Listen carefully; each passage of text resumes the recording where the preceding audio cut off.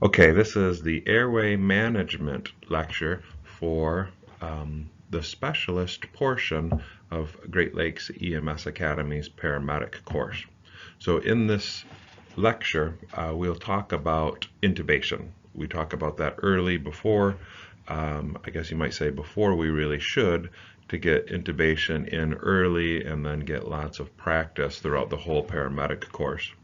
Here in Michigan, EMTs are able to use the supraglottic airways, so we only will talk minimally about supraglottic airways.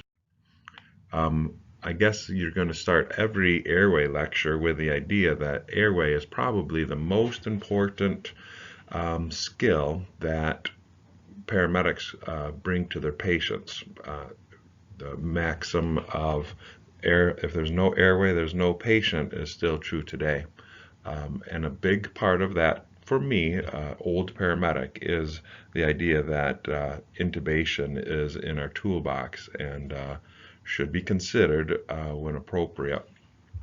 So in class here, I would ask if anybody had any good airway stories, and I'll tell you some of my most favorite calls are calls where a patient ended up needing to be intubated, whether that was a really bad CHF call or a head injury, a cerebral bleed, some of the cardiac arrest saves, and some really bad traumas where intubation I thought was a big part of the success of the call, I guess you might say.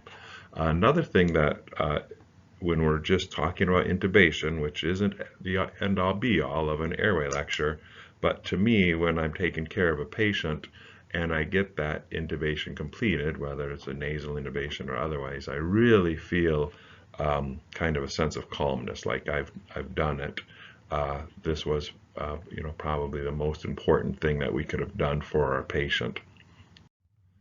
And so to begin with, what we need to know is, I guess I should say what we need to do is do a really good job of reviewing airway and breathing as far as anatomy and physiology. And so again, I don't like to talk about stuff that is easy. I'm talking to EMTs now, and they should know most of this information, like what an epiglottis is and things of that sort. What I do like to take advantage of, or really highlight, is this hyoid bone. All right, the hyoid bone is recognized as like one of the only free-floating bones in the body. It's attached here. It's kind of like surrounded by muscles in the mandible right there. And then if you notice here, there is some connective tissue here that goes to the epiglottis and to the base of the epiglottis here. This is down at the thyroid cartilage. So when we manipulate the mandible, when we're doing a jaw thrust, we not only manipulate what we obviously are going to be able to see as his mandible coming up anteriorly, but we'll also be manipulating the hyoid bone. And if you could, just take a moment and relax your hand like this, relax your hand, and then with your other hand, just squeeze your forearm, all right? And you'll see, without trying to do that, this is all just relaxed. When you squeeze squeeze those tendons, your hand will curve up a little bit. And here, we're doing the same thing. When we move the mandible, we're controlling the epiglottis. So we'll be able to have some ability to manipulate the epiglottis. And while we're BVMing a patient, that's going to be helpful. So why do we have an upper airway? Again, this is something that I think EMTs learn. What is the reason? What are the three main roles that we get from having an upper airway? Those would be the upper airway warms, filters, and humidifies. I hate it when I spell stuff wrong. Humidifies the air coming into the lungs.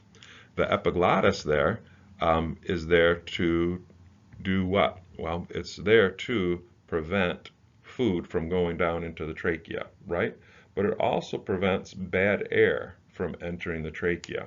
So when our body I should say subconsciously, without our conscious thought, detects that air is coming in too fast through the upper airway, the epiglottis will shut over the top of the trachea. If you want to test that, inhale really deep, really fast, and you'll hear your epiglottis vibrate and shut, and sometimes it will completely shut over the top of your glottic opening. Between the glottis and the epiglottis, you're not going to be moving a lot of air into your trachea. So go that noise there, that's your epiglottis, and you can feel it way back in your throat where your epiglottis is. You'll feel that it's a little tingly now, and that is because it just vibrated to try to cover the trachea in order to save it from the bad air that we're pulling in too fast. You do that a few times, and before you know it, you're going to have a bunch of air in your stomach. Same thing when you're pushing on a BVM too fast. The epiglottis protects the trachea and more air goes down into the esophagus. So controlled respirations over a second, and then control the mandible. Pull the patient to the mask. Don't push the mask down on the patient. Pull the patient, pull that mandible as far anteriorly as possible. That's why I really advocate for sometimes, especially if you have small hands, that maybe somebody does a jaw thrust and holds the mask to the patient's face while another person slowly squeezes the BVM in order to get a little bit chest rise.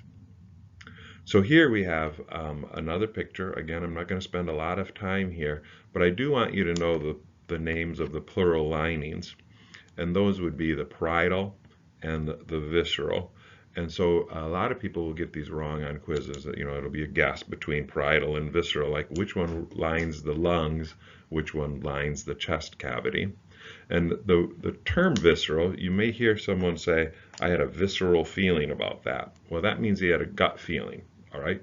So we're going to use this term like visceral, or these terms like visceral and parietal a few times, because there's a visceral pericardium and a parietal pericardium. There's a visceral pleura and a parietal pleura. There's a visceral peritoneum and a parietal peritoneum. The visceral one will line the guts, all right? Line the lungs, line the actual heart, line the stomach contents. And the parietal will line the chest cavity, or will line the, if we're talking about the pericardium, it lines the pericardial sac. The bronchioles, I want you to think about bronchioles for a moment. How would you describe the bronchioles? Like what tissue builds up your bronchioles? If you're talking about a histology class that you took, what tissue would we be talking about? And take a moment there, think about it. How would you describe the bronchioles? If you had to write a whole 500-page essay about the bronchioles, what would you include? The tissue would be made up of epithelial lining. We would have to talk about the way that they're just smooth muscles. There are no cartilaginous rings. A lot of times when you look at some medical illustrations, it will look like there's cartilage rings in the bronchioles. And there's not. There's some cartilage there to give some structure, but it's mostly just smooth muscle. And then what that should mean to us is bronchioles can completely collapse, all right? There's no structure there where the rings that we may associate with the bronchus that'll keep that open. That's not true in the bronchioles. A bronchiole can completely collapse. So then we would talk about, like, what if they do collapse a little bit? Is there anything to prevent them from staying collapsed? And one thing is surfactant. Surfactant is there, and surfactant then decreases surface tension, I think the way they say that, decreases the friction, so they won't stick together. So for bronchioles, we'd also have to talk about surfactant. When we're talking about surfactant, we might as well talk about atelectasis. And atelectasis is when those tissues stay stuck together, all right? We'll learn in drowning that we wash away our surfactant. So a problem with that post-drowning is the patient will have sticky bronchioles. They'll stick together, and we'll have to maybe ventilate with a little bit higher PEEP in order to open up those airways. For bronchioles, what else is there? Let's a little bit more about atelectasis as you think about it. How do we prevent atelectasis? We, physiologically, like every day we do this. We have what you might call a little bit of atelectasis, but we prevent it. We prevent it from becoming a big problem anyways. How do you think we do that? And the way that we do that is we sigh. All right, we sigh, and one way to maybe make that a bigger deal is we yawn. All right, a yawn is a big sigh, and so if you pay attention to what is it that we're actually doing with a yawn, we're breathing in deep, and then exhaling not quite so much. So we're increasing the PEEP, the positive end expiratory pressure in our lung field. So we keep those bronchioles open. The last thing I want to say is the bronchioles are innervated by the autonomic nervous system. And we will talk about the sympathetic nervous system in the bronchioles a lot because, especially now, because we'll talk about beta blockers and epinephrine, adrenaline, albuterol. So that'll be a big part of our conversation now. But we should realize it's the autonomic nervous system. They are innervated by the parasympathetic nervous system also. The parasympathetic nervous system can cause secretions there, and it can cause some vasoconstriction. So later on, we'll talk about parasympathetic blockers that we use to help with respiratory patients. I should say some respiratory patients. So I think that's enough about anatomy. Again, as you're in the new paramedic class, you might say, or a specialist class, I'm not going to talk about the stuff that I find kind of easy, all right? You're going to have to go in there and learn these things like what a pharynx, an oropharynx, nasopharynx, laryngopharynx is. All of that anatomy is covered in an EMT class, and most of it isn't hard to understand. It's just a matter of looking at pictures and understanding them. If you have a workbook, you have your JB Learning, there's different exercises that you can do to remember the features of anatomy. So let's talk a little bit about why we breathe fast or slow. What is it that controls that? And again, that's part of EMT curriculum. So take a moment and in like a one-word answer, I guess it's a couple words though, what is it that causes us to breathe faster or slower? And what that is, hopefully you said, the carbon dioxide level in our blood. That's kind of like the way the EMT looks at it, at least initially, is the carbon dioxide in our blood. And what that is now, the way we have to remember it is, sure, that's carbon dioxide. That's what I'm going to talk about way more than the pH of the cerebrospinal fluid. So there's a few different structures in our body that are giving us some data, giving our brain stem some data on how we're doing. Those are chemoreceptors are what we're going to talk about now. In a little while, we'll be talking about baroreceptors too. So these chemoreceptors, some of them are in the the central core of our brain by the brainstem, the medulla. Those chemoreceptors are really good at measuring pH and then telling the medulla what's going on, and the medulla then will make some arrangements for there to be a correction. Those are called negative feedback loops. The receptor figures out something you might say is bad or trending towards bad, send a message to the brain will try and fix that, and then that chemoreceptor will give them feedback again of is it working, basically. And so the chemoreceptors that we're going to talk about much more often than the ones in the cerebrospinal fluid are going to be the ones that are in the carotid bodies and the aortic arch. So these chemoreceptors, and we'll always talk about it kind of in this way, are really good at measuring CO2. And that CO2, when that CO2 goes up, we breathe faster to blow off CO2, and when the CO2 goes down, we'll breathe slower to keep our CO2. Our body likes to have CO2. We don't get rid of it all. We need CO2 in our body. It's part of the acid-base calculations or the way that works. So the only other thing that we can add right now, just minimally, is during EMT, you learned about the hypoxic drive, and that's from somebody who has high levels of CO2 over a long period of time. Some of those patients will move to a hypoxic drive. And so instead of a hypercarbic, high CO2, hypercarbic drive, they'll move over to a hypoxic drive. Not much to say about that. You know about it. So when we find the chemoreceptor in the carotid body, aortic arch, when it says, boom, we have a low CO2 or a high CO2, who does he send the message to? Where does that go to? And that the primary control for breathing is the medulla. So the message from the chemoreceptor comes up to the medulla. The medulla then is controls respirations, and how it does that is, of course, sends a message down to the lungs to breathe. Something that's a little bit unique about that is that message doesn't just say breathe. It says breathe, breathe, breathe, breathe, breathe, breathe, breathe, breathe, breathe. It's constant stimulation going down the spinal cord.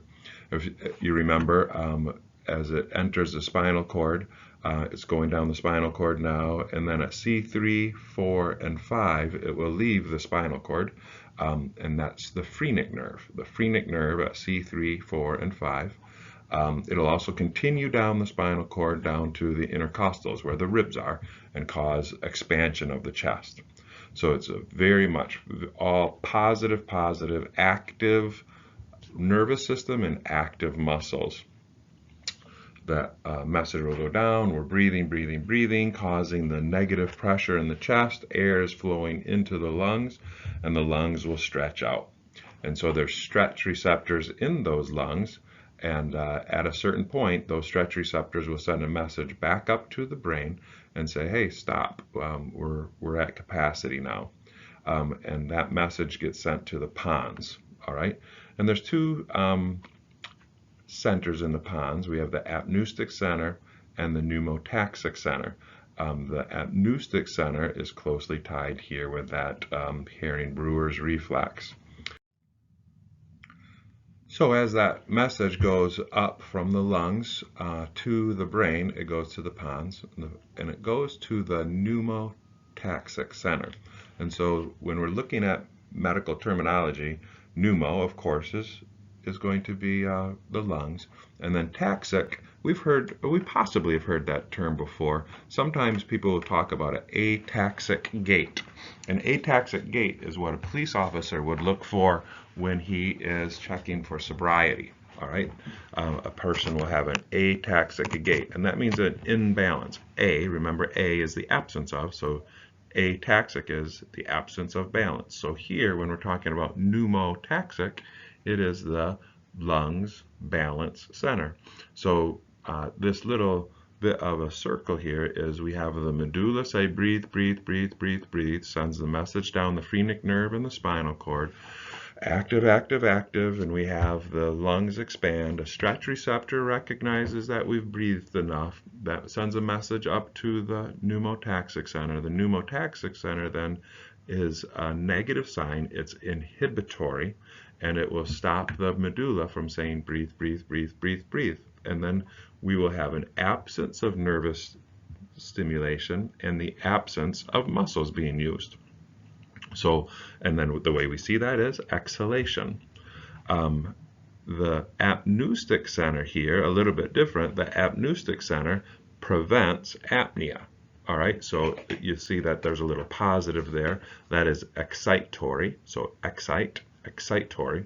It's an excitatory center there, and it will tell the medulla, hey, breathe. All right, it recognizes when the medulla has forgot to say breathe. So it'll send a message down, kind of a little, it's sort of important that we breathe. So there's just a little bit of a backup system in the pons, and it'll tell the medulla, go ahead, it's time to breathe. And the medulla then, the way I like to say that anyways, the medulla then will go, oops, sorry, there you go, here, breathe, breathe, breathe, breathe, breathe, breathe, breathe, and we are good to go. So the pneumotaxic and the apneustic center. And then for inhalation, a little bit important is Inhalation is all active, muscles are active, nervous system is engaged, and during exhalation, for physiology, it should be passive. We shouldn't be using muscles. We shouldn't be using our nervous system. When you notice that somebody is, that's a sign of dyspnea. All right, there is a group that will help us, actively use muscles, use our nervous system to breathe out. When we're using those, we are short of breath. So it's more pathology. Just to quickly go over these lung volumes, we'll talk about them a little bit. This is something you have to know here, that 5 to 7 milliliters per kilogram. That's quiz question, test question kind of stuff. You also have to relate it to children and realize that children have an increased, as far as per kilogram, has an increased tidal volume. Very often when we're talking about this, I will say that you have a tidal volume, and that is the amount of air that you basically just breathe in and out when you're at rest. That's usually 500 milliliters. All right, that's kind of what they generally think of as the around 175-pound male with normal respiratory. So then some of that is an alveolar volume, and that's going to be about 350. All right, and that means 350 milliliters gets to our lungs. All right, gets to the functional part of our lungs, to where we actually have some respiration. So the next slide, we'll have dead airspace, and that dead airspace, if we just do a little bit of math, is 150 milliliters. All right, so here is, you have 500 that you breathe in, 150 of it just makes it into the trachea and the bronchi. It's not usable. And then I very often cause this 350, I say that's usable air. All right, it's alveolar volume. So here's that dead air space. Again, that's about 150. The minute volume is, you just take that 500, your tidal volume, and multiply it by how often you're breathing. And then the alveolar is that 350, and we're going to multiply that times how many times we're breathing, which normally is around, I like to say around 10 or so. A lot of times we say 12 to 20. All right. So that's how you'd come up with minute volume and alveolar volume. All of this is kind of stuff that isn't really important while we're taking care of patients, but when we're learning about different stuff and we learn that their tidal volume is decreased or their minute volume is increased, and maybe on a test question it'll say, this and that. That's why we need to know this stuff. And what we're really talking about, what we really need to happen, is oxygenation has to happen. All right, we're doing all of this to basically get oxygen into our bloodstream. So let's talk a little bit about this internal and external respiration. All right, so here is the external air. So this is going to be external respiration that we're talking about. We have our alveoli here, and hopefully if we're in a normal area, breathing in some pretty good air, it'll have like 150 millimeters per mercury. We can say torr there, 159, and that's 21% of 760. If you like to talk about all of that. So, and you have only a little bit of CO2. We breathe that in, it goes down through the trachea. Remember, we have a 6-liter total volume for our lungs, and our tidal volume, how much we're moving in and out, is only 500. So by the time air gets all the way down to our alveoli, these are the numbers that we're looking at in an alveolar sac. We have about 100 torr of oxygen and about 40 torr of CO2. We breathed in, hopefully, very minimal amount of CO2. But here's what it looks like here. And then here is external respiration. Air from the external part of our body comes in and diffuses across this membrane here. So CO2 is going to go out. That's what gives us that 40. And oxygen is going to go into the vessel. And so, and that's just simple diffusion that happens with. It goes to the left side of the heart. What is this thing called? This is called the pulmonary vein, because veins go towards the heart. And then it's going to go out the aorta, and it's going to end up in a capillary bed somewhere in our body. And here is internal respiration. We need for the oxygen to offload and the CO2 to go this way. All right, CO2 leaves the tissue and goes into the vessel, goes back up, and we get rid of it. Here you can see these numbers in the tissue. It's around 50. When we're looking at venous blood, it's around 46. And then both the lungs, 40, and the arterial side, 40. All right. So that ends up being the value of our PaCO2 is normally 35 to 45. Here our end-tidal CO2 is 35 to 45. So we need both of those things to take place. And sometimes when we're breathing, we are moving, just like we started that physiology talk about, we have actively engaged our muscles and our nervous system. We're breathing in and breathing out, but we're not getting oxygen to the vessel or not getting oxygen to the tissue. Let's take a minute and say, like, why would that happen? All right. Why would it be that somebody is breathing normally? You come up and they're breathing normally, or maybe just breathing fast and hard, but they're also turning blue. So why does that happen? There's a few different reasons, right? Why would somebody be blue when their mechanical side of ventilation is working?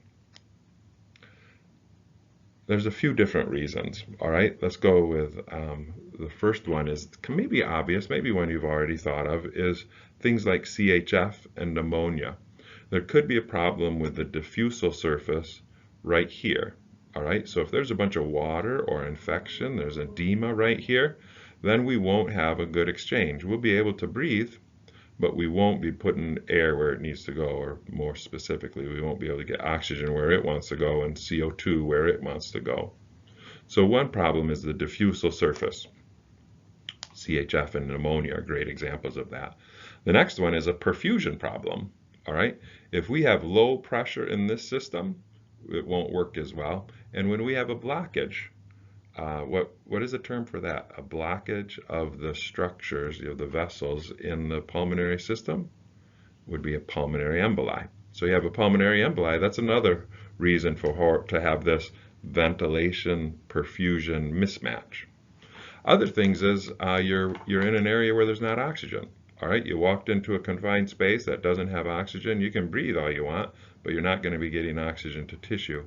And the next one is you need to have hemoglobin. Something that, I don't know why, but it was kind of an aha moment for me is, and it's easy stuff, is anemia has a mortality rate. All anemia is low hemoglobin. All right, anemia is low hemoglobin. We'll learn a lot about it later, but we need hemoglobin. We do not effectively transport oxygen without hemoglobin. So we need hemoglobin, we need healthy hemoglobin to also move that oxygen around. And so when we talk about hemoglobin, we might as well start our talk here about the oxyhemoglobin dissociation curve. All right, and when we're talking about this, I think that there's some important things that we can pick up right now, and then we'll learn a little bit more in the next module and the next module, maybe a little bit more in the trauma module. But here, across the bottom, you have a assessment of their PaO2. That's how much oxygen is in the plasma of the blood. All right, how much oxygen is in the plasma. They say that is the, if you draw a blood value for that, those are called the blood gases. All right, the blood gases. It's an arterial blood gas. Over here, I wish I wouldn't have put that picture up so quickly, but here is your pulse oximetry. We're all familiar with that information there. If we had this over here, you see that's 105, so our pulse ox of 100 is right here. All right, goes across this way.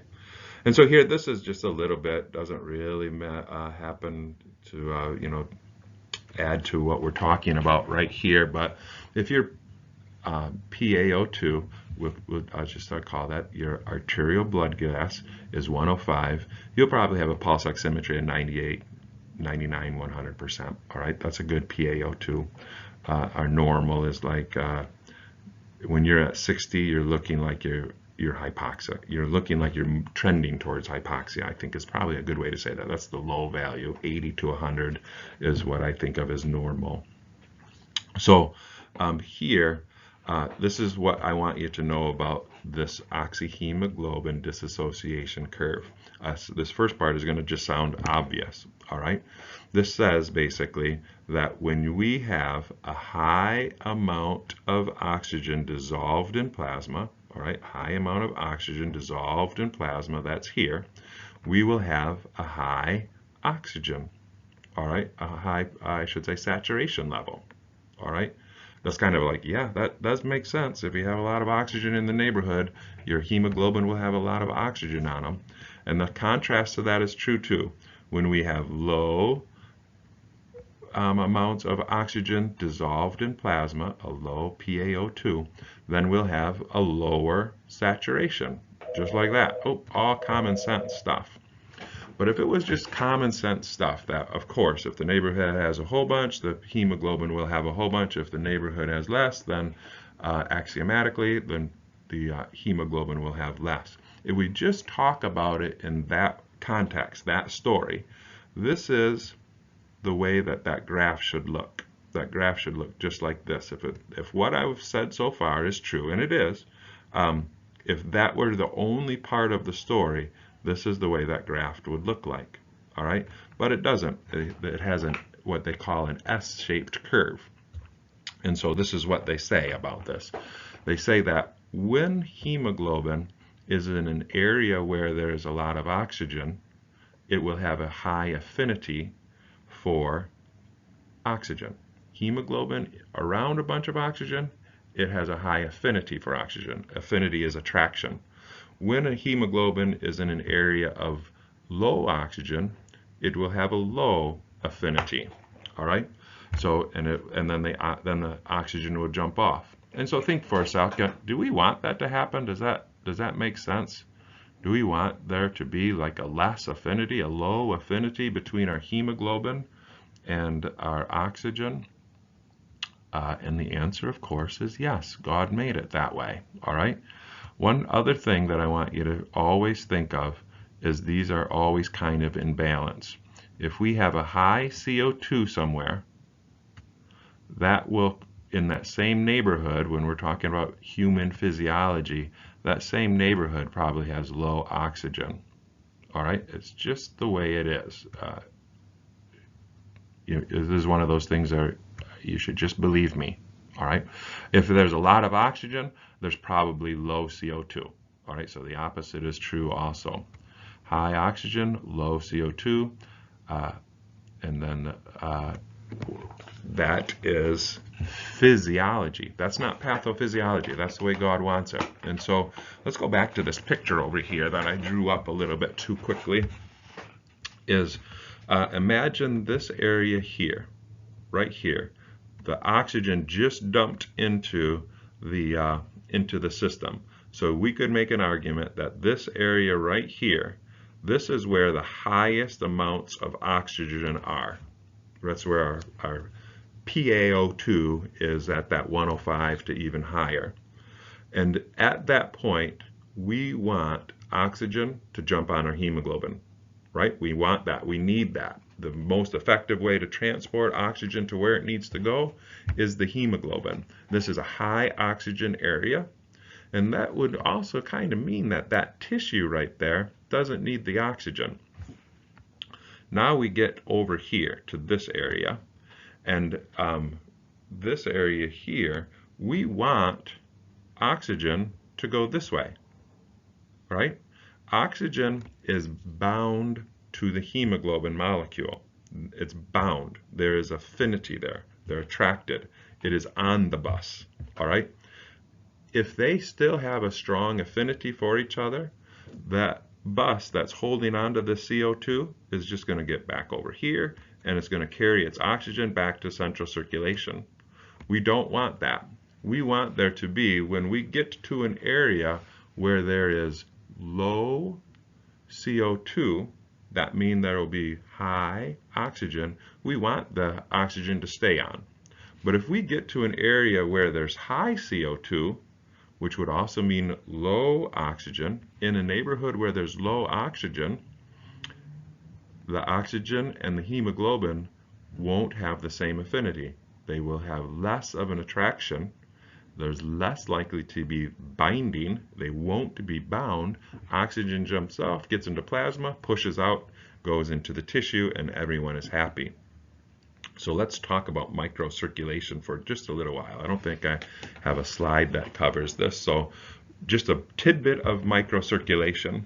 The first question is, and here I am going back to my sweet art ability, if we have an increased amount of CO2 in our vessel, what does that equal?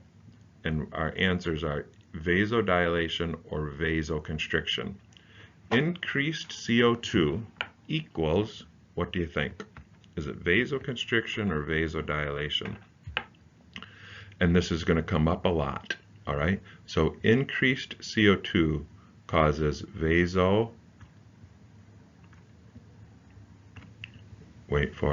dilation, all right? Vasodilation. And then I can't believe I did that. Make that an L. Vasodilate, all right? So you will vasodilate when there's a high CO2, and low CO2 would give you vasoconstriction. So let's check that, make sure it makes sense, all right? So you point to any like little muscle group in your body and say that it is well oxygenated. You have good perfusion there. There's oxygen in the system. That area is well oxygenated. It does not need oxygen right now because I am well oxygenated, all right? Well oxygenated.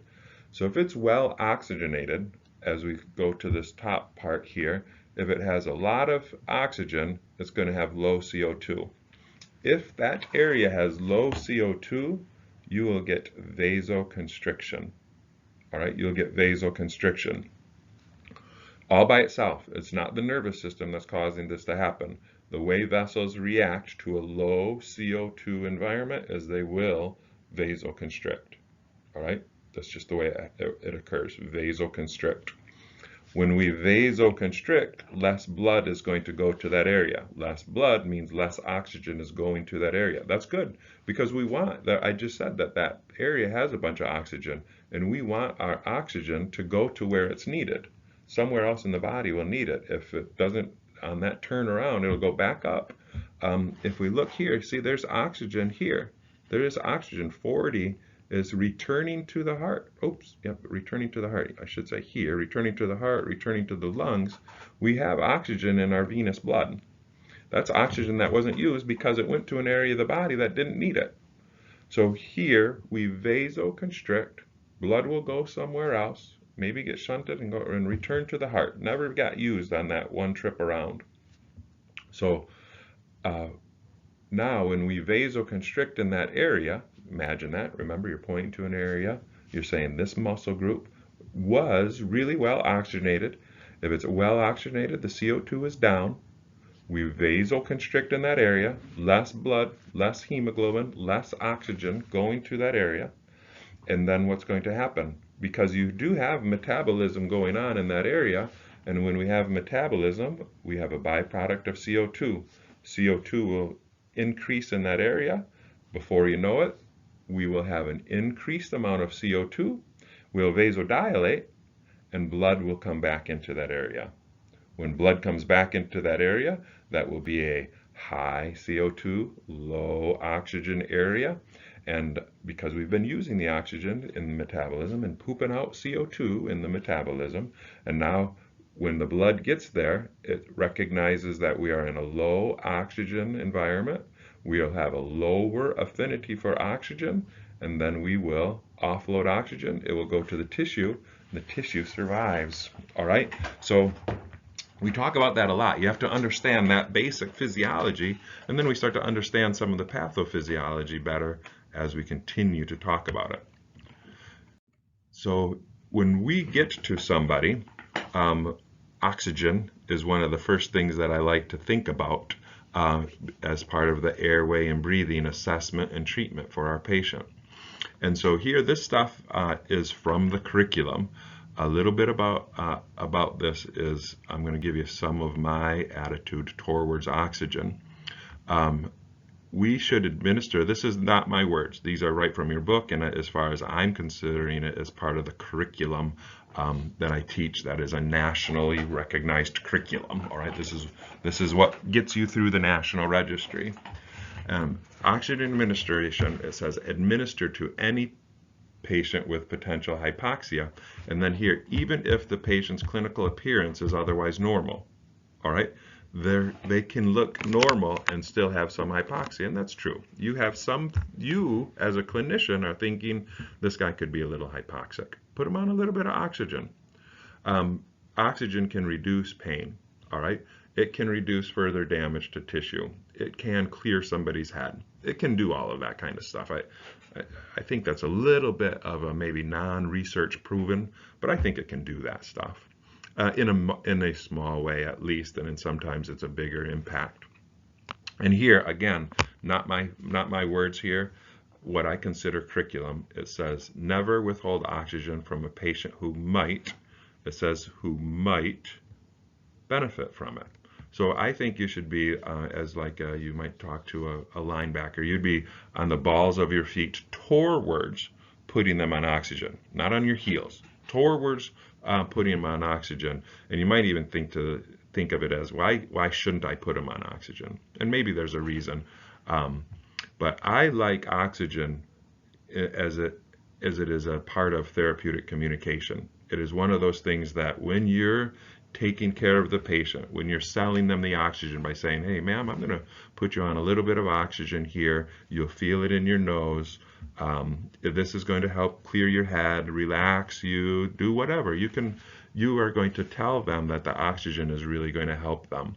And that is going to improve the patient and provider relationship.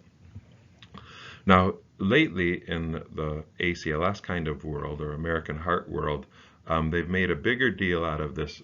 The patient should have it pulse oximetry above 94%. And that seems like a fairly easy thing to say. When you look at some of the research that they're looking at, some of the stuff, the only stuff that I've seen, and man, I would really appreciate if someone could school me different, but the stuff that I've seen is all the peri-arrest patient, and most of that is the ROSC. ROSC is the return of spontaneous circulation patient, so somebody who is just dead a little bit ago.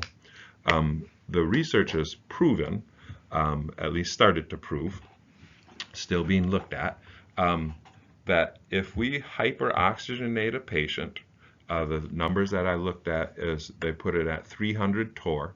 Earlier, when we looked at it, we were talking about 100 torr being normal, so 3 times the amount of oxygen that the patient would have. When they put that into the body, just via the way we normally do things, ventilations with oxygen, those patients did worse in a post-arrest situation. Extra oxygen, the patient did worse. That was when it came out, like backwards thinking for many of us. But what it does is it increases the amount of free radical oxygen. Free radical oxygen, you might have heard more. You'll see it in like advertisements for medications or vitamins. A lot of times they'll say it has an antioxidant property to it. When here in Michigan, when you go to confined space rescue type of stuff, they'll talk about some of our warehouses here for things like cherries and peaches and apples and pears.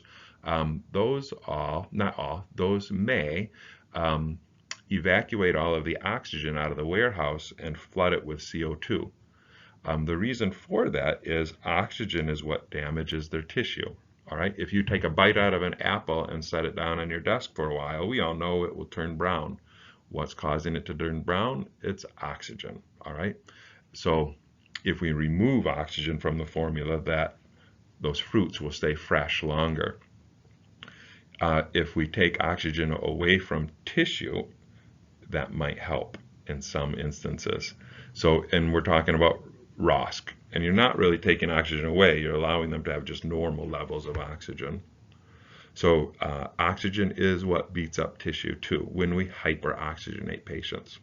So the stuff that I've seen, it doesn't say anything about not giving any respiratory patient oxygen, nothing about a stroke patient not getting oxygen, absolutely nothing about a chest pain patient getting oxygen. We still highly advocate for oxygen to trauma patients. So the idea that patients don't get oxygen unless their pulse oximetry is this value or that value doesn't make sense to me. When you're just taking care of your typical medical emergency patient, you should not wait until pulse oximetry to make a distinction whether this person will get oxygen or not. You should be leaning towards giving them oxygen. It totally makes sense to put them on pulse oximetry before they actually get oxygen, but don't use that pulse oximeter as the end-all be-all of I need to have this data before I can make a decision. It's simply a good thing to look at as another little clinical value of what the pulse oximetry was before oxygen and what it is after oxygen. So in my mind, everybody gets oxygen as part of therapeutic communication, if you like. Pulse oximetry above 95%, if they are 95%, you might start looking at it as a lower priority. You might have different priorities that you want to address first, but I think all of those patients get oxygen. And it might only be 1 or 2 liters of oxygen. The American heart really is about this above 94%. All right, and so you may see other people say that, like if you're looking at different programs that help you prepare for the National Registry, some people will say, like putting the person on oxygen is the wrong answer. You should have done this or that, and the rationale for it being the wrong answer is their pulse oximetry was already 96%. I just don't agree with that, and I don't think the National Registry really is going to have an answer that has you, is basically getting you not to give oxygen to somebody who may need oxygen, who may have a potential for hypoxia, even without a big clinical appearance. All right, so that's my view. There's other people with other opinions, and I'm up for an argument or a discussion of it if you like. So here we have CPAP, and CPAP, again, not much I have to say about this. This is a lot. You can understand this by reading about it, but it is a big deal now. Here in Michigan, EMTs can do CPAP, so it shouldn't be too big for an EMT specialist or a paramedic. I really like to emphasize that when you're thinking CPAP, it's probably acute pulmonary edema and CPAP go together. Everything else you should think of, maybe CPAP will work. It's not going to be as effective. It's not going to be as useful with the CHF, with the COPD patient as compared to the CHF patient. The people you want to use CPAP on, and this is kind of important because I'm hearing some, reports just from students who are writing in the clinicals and people who've seen it in the ER. They've seen maybe CPAP placed on patients who weren't really fully alert. Other times, maybe when people, there was some discussion of using a BVM and they ended up going to CPAP. And sometimes it worked and sometimes it didn't. So sometimes it was just a really good thing to do to save manpower. They put them on CPAP for a little while they did something else. And that kind of experience, I love the experience and stuff, that doesn't help you get through the National Registry. All right. So from our perspective, what is going to be important on tests is here are the indications for CPAP. The patient should be alert and able to follow commands.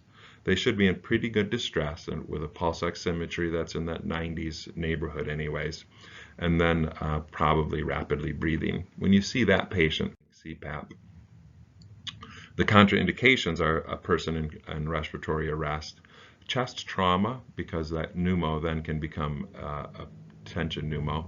Tracheostomy, CPAP probably isn't going to work. When we're looking at this active GI bleed and vomiting, the rationale for that is when you put CPAP on and the person starts to vomit, there's a more likelihood of aspiration. and then the patient is unable to follow verbal commands. All right. So if there's some sort of fit problem, that might cause CPAP to be contraindicated too. One of the big complications is claustrophobia. So you want to maybe ask the patient, have you had CPAP and have you had good experience with it? They're probably not going to be as claustrophobic. All right, they'll probably take it really quickly and not need a lot of coaching. But if it was the first time, you probably want to coach the patient, have them hold the mask to their face for a little bit, and then warn them that they have to keep it held to their face the whole time, and then help them with the hood or the straps to make sure it's secure.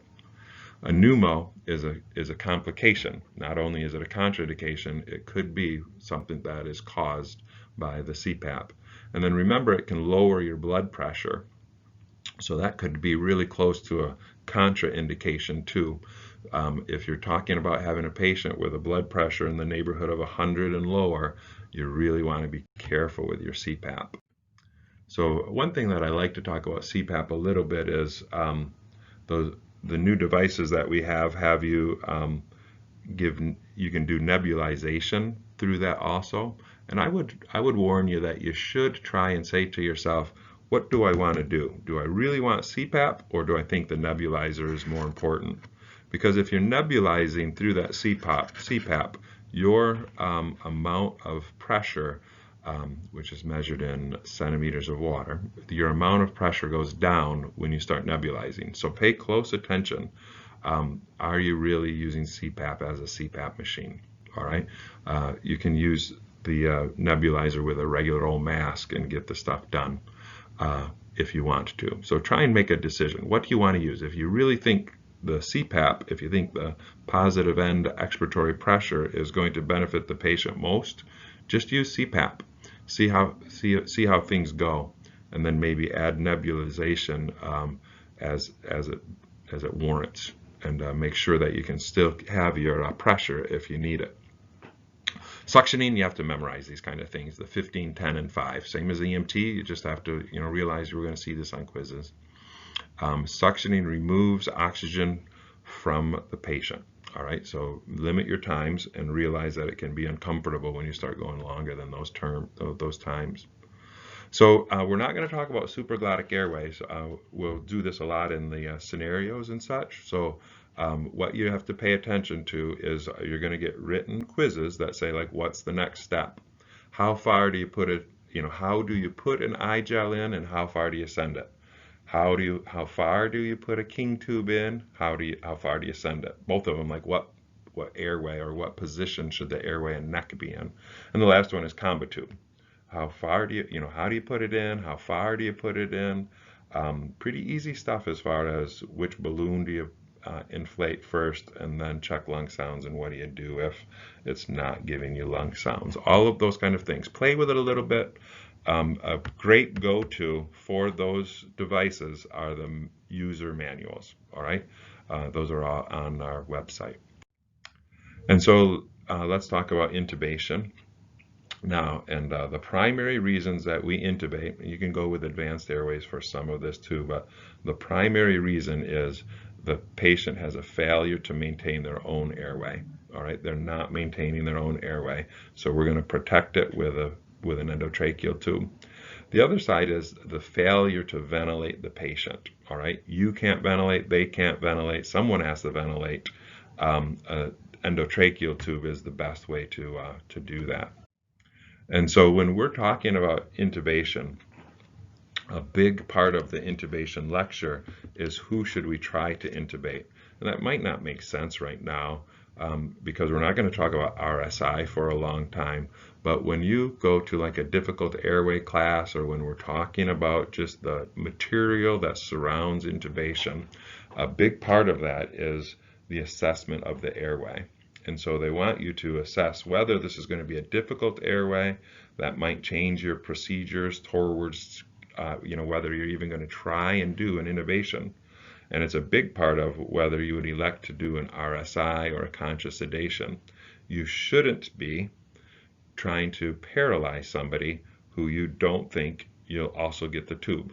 All right, so the mature side here is we should be estimating what our real skill is, and maybe compare that to ER physicians and anesthesiologists in an honest way, and then say to ourselves, am I going to get this guy intubated, guy or girl intubated, even given that they have all of these things? The way our curriculum goes, the way our medical director would like you to do this is, if you can ventilate with a basic airway on a person with a difficult airway, that's the way they would like you to do that all the way to the hospital.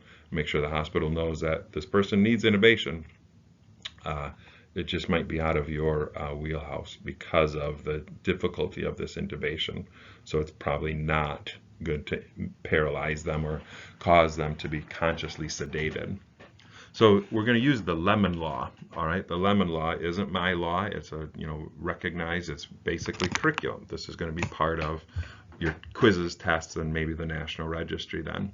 And Lemon, the L is look externally. Look at them. Do they look like someone you're going to be able to intubate easily? And things that make it difficult are those big, short necks, real big, the shoulders come up to about where their mandible is. All right, so those people are difficult to intubate. The same thing with the morbidly obese, and you might be able to see dental conditions from the outside. Here you have an overbite and an underbite. And a lot of times when you read about this, it'll say the person shouldn't have any dental conditions, or no overbite, no underbite. Well, underbite doesn't really make intubation more difficult. All right, it's different. Overbite is the one that you have to worry about because the teeth will be more in the way. The mouth and structures will be more in the way.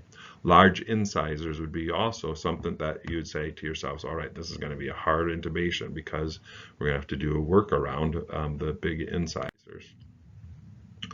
Going back to the Lemon, the E then is evaluate, and that's the 3-3-2 method. Can you fit 3 of your fingers into the mouth? Is the mandible that length of 3 inches, and then from the hyoid bone, which is really difficult to palpate, to the thyroid, which is the Adam's apple, is that 2 finger widths.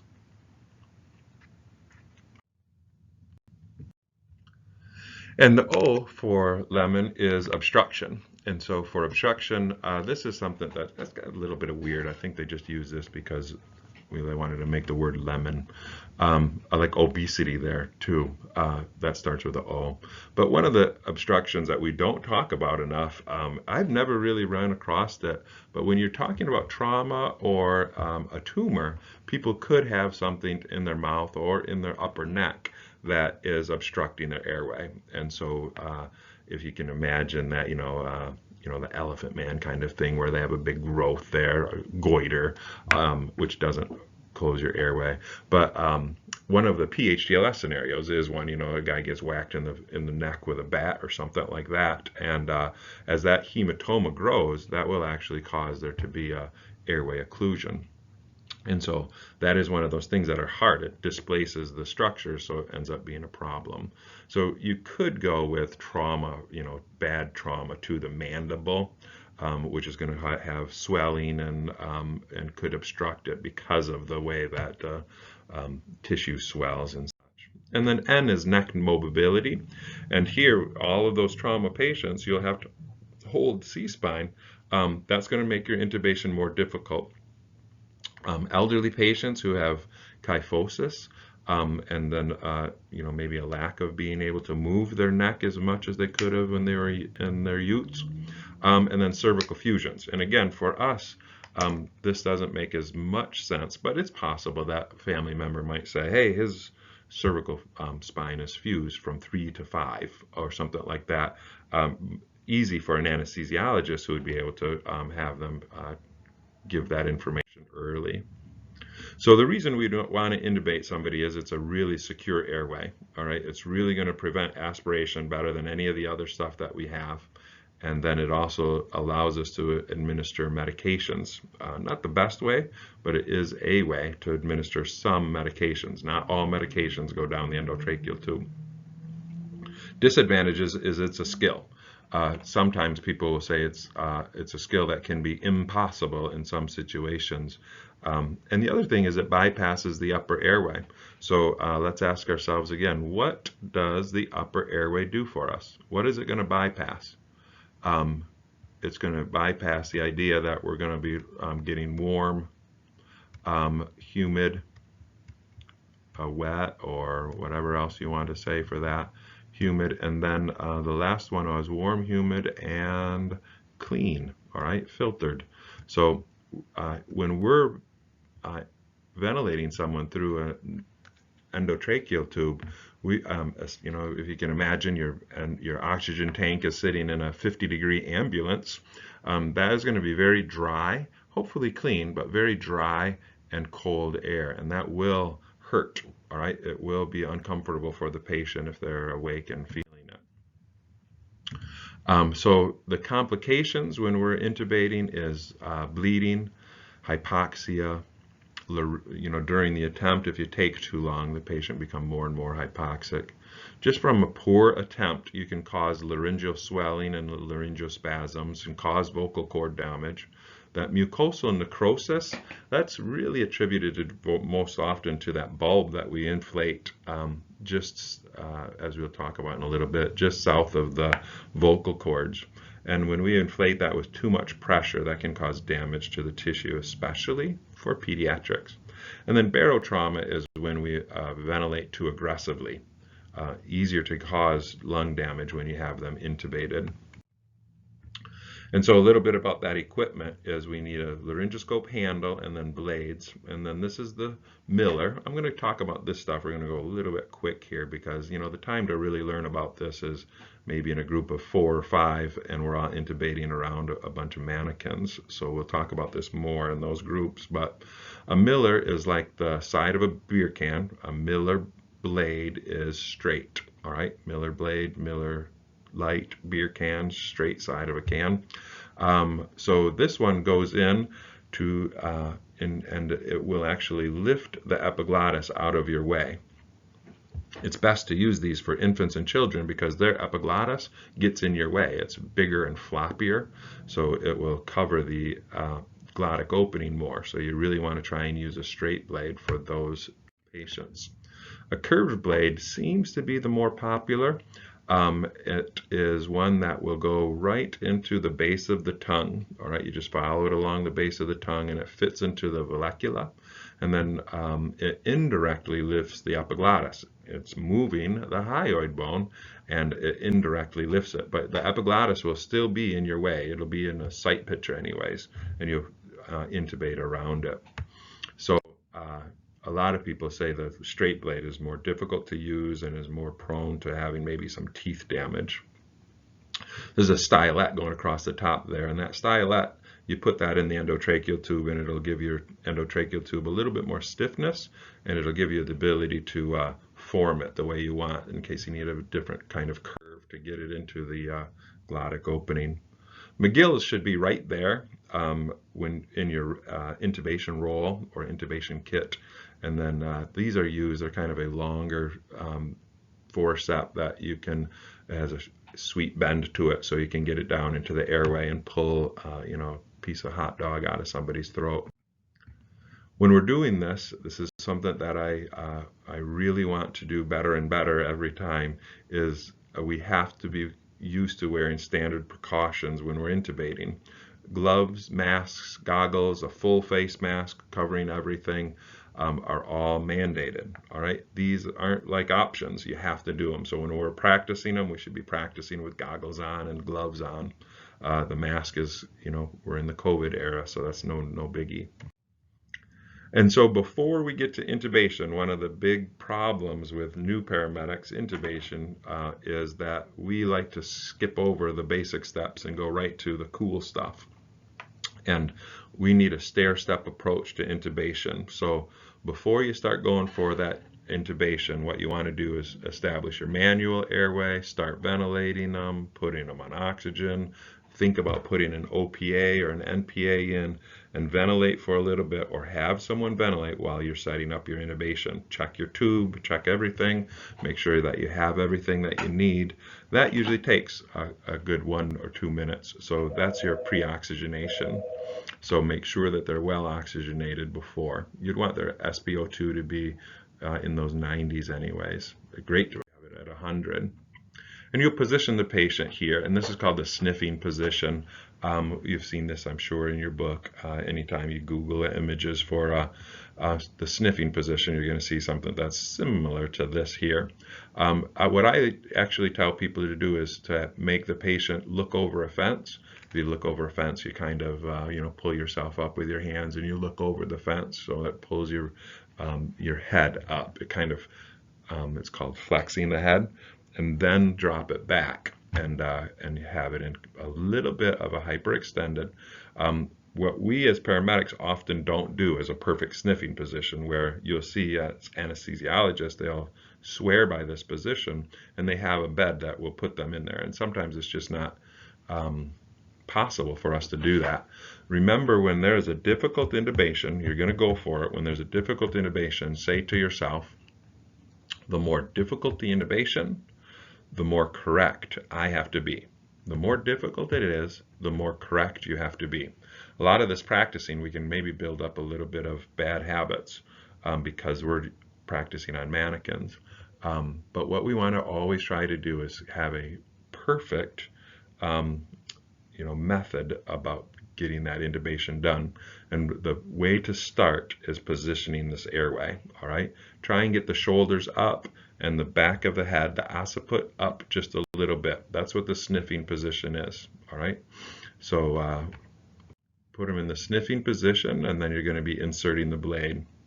And so when you're doing this, I want to see grace. All right, open the airway, however you're going to do that, but be careful and not pinching the lips and not pinching the tongues with the laryngoscope. All right, try and get that out of the way. I think you'll see that the laryngoscope in this picture is in the person's left hand. A right-handed person uses a laryngoscope in the left hand. We all do, everybody. The laryngoscopes are made to be put in the left hand. Doesn't matter which one you're dominant with. Your right hand should be there helping move structures out of the way, helping manipulate the mandible, move the tongue, move the lip, and get that blade in the right place. Again, when we're using manikins, we don't have to do that much, but still, I like to see that you don't have the endotracheal tube in your hand already. You know that your right hand has to manipulate stuff around, opening the jaw and getting structures in the right place. The term here that the phrase that I like you to say to yourself and out loud is best is slow is smooth and smooth is fast. We have 30 seconds to get the tube in and start ventilating again. And when people try to rush through, the haste makes waste axiom does make sense here. Say to yourself, slow is smooth, smooth is fast. And when you go in a deliberate methodical, the way you practiced over and over again, you'll see that it all comes together again. It will work on real patients too. So one of my pet peeves and something that I see everybody, all kinds of different people do, new and old, EMTs, paramedics, doctors, all right, they'll just drop that laryngoscope into the back of the airway and then start looking. And you want to be looking at the time that the tip of the blade is entering the mouth. You want to be watching inside the mouth and looking for pinches and things of that sort, and move slowly. Slow is smooth, smooth is fast. If you do it right the first time, it goes better. And so as you're inserting it, you go to the right side of the patient's mouth. That's your right side also. So the right side of the mouth, and you'll sweep stuff into the center. Slowly advance the blade. While you're advancing the blade, you should be looking at the anatomy and seeing if there's anything peculiar, just like swollenness, edema, any maybe trauma, maybe a foreign object. As you get to the place where you want to be, whether it's on the epiglottis or in the vallecula, you'll want to lock your wrist, no movement, no flexion of the wrist, and move away from, that 45-degree angle is, to the floor or to whatever position the patient is in, 45. A lot of times we say up to where the wall and the ceiling come together. You're moving up, up, and away. And you're looking for this here, the glottic opening. So once you see that, you'll have to work the tube to go through that glottic opening, and you'll want to watch the bulb what we fill with air. The cuff, we'll want to see that go past the vocal cords, about a ½ inch or so. So once that is there, you'll gently remove the blade, hold the tube. I don't care if you hold it with left or right hand, and then remove the stylet. All right, so for me, I hold this tube with the left hand and remove the stylet with the right. After that, you'll take 5 or 10 milliliters of air and put that in the pilot balloon, which will inflate your cuff. And then you'll start to BVM the patient, and you're going to see chest rise if you did everything right. Chest rise should be a good deal. After that, you'll listen to the lungs and stomach. I like to listen to the lungs first, confirm that you're hearing on both sides, and then the stomach to show that there's an absence of gurgling in the stomach. And then you'll ventilate the patient. At an adult, 10 seems to be the number to go by now, and with a child, 12 to 20. When you're in cardiac arrest, you'll want to do that at maybe 10 times a minute. 8, I don't mind 8 either, but 10 times a minute seems to be the go-to answer. And you want to continue to confirm that tube, all right? Your auscultation of the lung sounds and the abdomen are like number 1. If you have an absence of breath sounds, you should think esophageal placement. You can confirm that with your checking over the stomach, but you don't want to be there too long. This is where you get those advocates that say check the stomach first, because if you hear gurgling, you'll pull it right away. I still listen to lung sounds first, because when I'm listening to lung sounds, I really think I'm in. If I don't know I'm in, I'm probably not gonna go with this step at all. So I feel pretty confident that I'm in. I'm listening to lung sounds first. If I have absence of lung sounds, esophageal placement, I pull that tube and go to a basic airway and reattempt in a little bit after I oxygenate the patient for a little while. If there are unequal lung sounds, the one that we talk about a lot now is you have good right side and poor left side. That's because you put the tube a little too far into the trachea. It went to the right of the carina. That's just anatomically, that's the direction that the tube will go. It's because anatomically that doesn't make such a drastic turn. All right, it kind of goes straight down to the right, and the left kind of makes a good, it's a left turn there.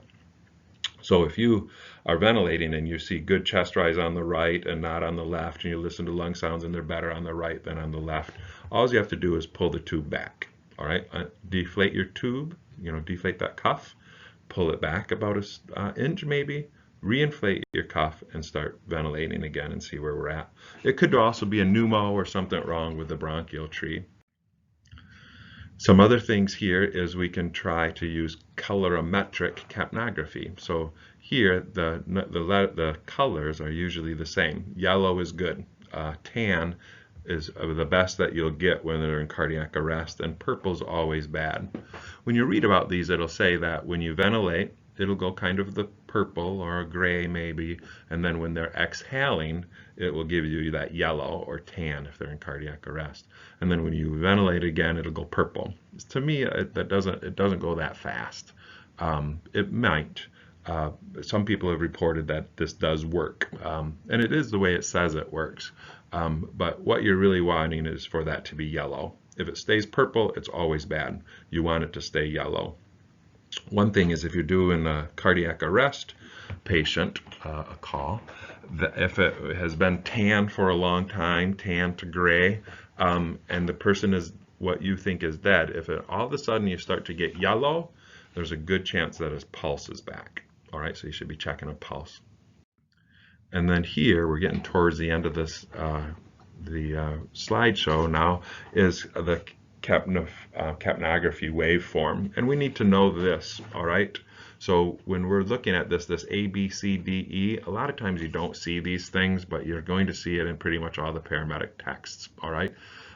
It is my opinion that National Registry is going to want you to know this stuff, all right? So, and even just saying AB, all right, and what that is, and just an understanding of that. And it's a little bit tricky because the AB area there, that AB area is the initial stage of exhalation.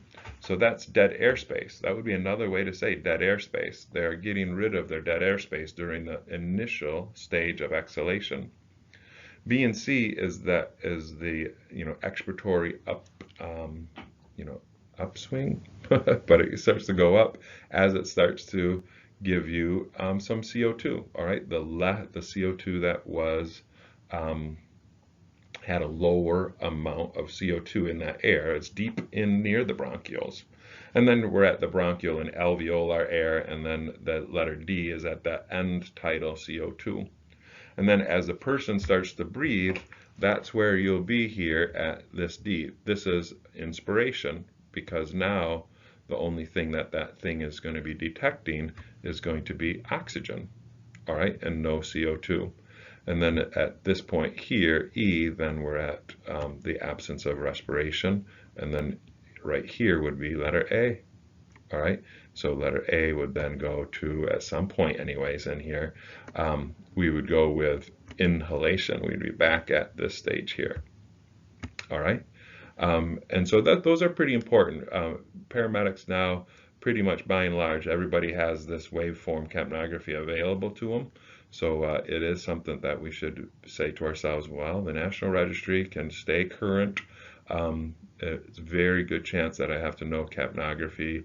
We're going to talk about it a lot as it pertains to the ROSC patient and to changing form. We'll maybe give you a shark fin, which is consistent with bronchoconstriction. We'll talk about a lot about capnography.